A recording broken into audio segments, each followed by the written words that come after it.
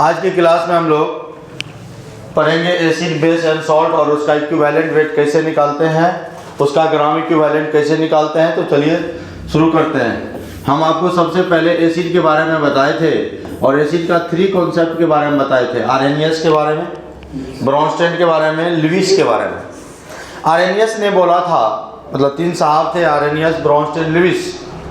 और आरएनएस साहब बोले थे कि those substances which gives hydrogen ion into water, जो वाटर में डिजॉल्विंग करेंगे, जिसको डिजॉल्व करेंगे और वो H+ आयन देगा, वो हमारा एसिड है। आरएनएस ने कहा था। ब्रॉन्स्टेड ने कहा था कि जो प्रोटॉन डोनेट करेगा, अब प्रोटॉन तो ब्रॉन्स्टेड तो हम लोग को बेवकूफ बना दिया। क्यों? क्योंकि हाइड्रोजन से एक इलेक्ट्रॉन को लॉस करके H+ बनाया है ना। जब ये न्यूट्रल है तो Z = 1, P proton 1 electron 1, because this atom is neutral. लेकिन इसमें 1 इलेक्ट्रॉन को ये लॉस करके H+ बनाया, इसमें इलेक्ट्रॉन थोड़े होगा, इलेक्ट्रॉन एक ही था, एक लॉस कर दिया, इसमें इलेक्ट्रॉन का नंबर 0, तो बोला यही प्रोटॉन है। उसी के डिफिनेशन को मॉडिफाइड कर दिया। क्या कि नहीं किया? लुईस ने कहा कि जिसके पास लोन पेयर इलेक्ट्रॉन का डिफिशियंसी है, उसको हम लोग क्या बोलेंगे? एसिड बोलेंगे। फिर अब आ जाओ, आरएनएस, ब्रॉन्स्टेड, लुईस के अकॉर्डिंग बेस को डिफाइन करे थे। बेस बोले थे कि दो substance which gives hydroxide ion, जो प्रोटॉन एक्सेप्ट करेगा और जिसके पास 1 लोन पेयर इलेक्ट्रॉन का क्या होगा? प्रेजेंट होगा, इन डिफिशियंसी नहीं होगा, उसके पास एक्स्ट्रा लोन पेयर इलेक्ट्रॉन है आफ्टर बॉन्डिंग। ये था एसिड एंड बेस। और अब देखो सॉल्ट, और जो है सॉल्ट बनता कैसे है? जब एसिड को बेस से रिएक्ट कराते हैं तो बनता है सॉल्ट। उसके साथ साथ आपको वाटर भी देता है, यानी acid plus base equal to क्या बोलेंगे? Salt plus water. अब एसिड की जगह हमने लिया HCl, NaOH, तो अब देखो क्या बनेगा? ये प्लस, ये माइनस, ये प्लस माइनस, शुरू वाला प्लस, बाद वाला माइनस, तो आपका होगा H+ और OH माइनस मिलकर आपका H2O बन गया, और यहाँ का Na+, यहाँ का Cl NaCl बन गया।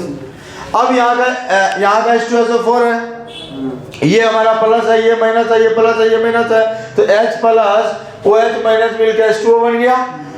यहाँ का K और यहाँ का SO4, KSO4 लिख दिया। लेकिन यहाँ सल्फेट का वैलेंसी 2 है, पोटासियम का 1 है, तो K2SO4 होगा। अब कहिएगा सर यहाँ तो आप इंटरचेंज कर दिए, लेकिन यहाँ पर क्यों नहीं किए? तो यहाँ पर वैलेंसी सेम है, सोडियम का भी 1 है और क्लोरीन का भी 1 है, दोनों का 1 है। ऐसे आपका ये रिएक्शन है।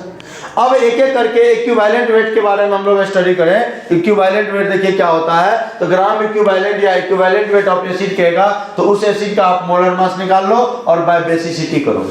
कोई कहेगा बेसिसिटी क्या है, तो the total number of replaceable H+ ion, यानी जितना H+ आयन रिप्लेस होगा वही बेसिसिटी है। जितना H+ आयन रिप्लेस होगा, जैसे HCl को तोड़े तो H+ का नंबर कितना दिया? 1, तो इसका बेसिसिटी हो जाएगा 1, है ना। H2SO4 को तोड़े, H+ का नंबर कितना दिया? 2, तो बेसिसिटी हो जाएगा 2। हम आपकी सुविधा के लिए एक तरफ हमने लिखा एसिड और एक तरफ लिखा बेसिसिटी। HCl रे, HF रे, SCOH रे, ये फॉर्मिक एसिड है, ये एसिटिक एसिड है, ये नाइट्रिक एसिड है, सबको तोड़ेंगे तो H+ का नंबर मिलेगा 1 और 1 मिलेगा तो बेसिसिटी 1 होगा। इसको तोड़ेंगे तो बेसिसिटी 2 होगा, इनको तोड़ेंगे बेसिसिटी 2 होगा। आपके मन में एक सवाल आ रहा होगा कि सर यहाँ हाइड्रोजन है 3, लेकिन बेसिसिटी आप जो है लिख दिए है 2। तो भैया जानो 3 एसिड होता है। फास्फोरस का जो ऑक्सो एसिड बनता है 3, एक होता है H3PO2, एक होता है H3PO3 और एक होता है आपको H3PO4। ये इसको जब तोड़ेंगे तो हाइड्रोजन आयन 1 देगा, 1H+, इसको तोड़ेंगे 2H+ देगा और इसको तोड़ेंगे 3H+ देगा। तो बोलो बेसिसिटी जितना H+ देगा उतना। आप कहिएगा कैसे? नेक्स्ट क्लास में हम आपको बताएंगे, क्योंकि भैया इसका स्ट्रक्चर आप बताओगे, स्ट्रक्चर ऐसे होता जान लो, थोड़ा देर इसको मिटा पहले समझा देते हैं।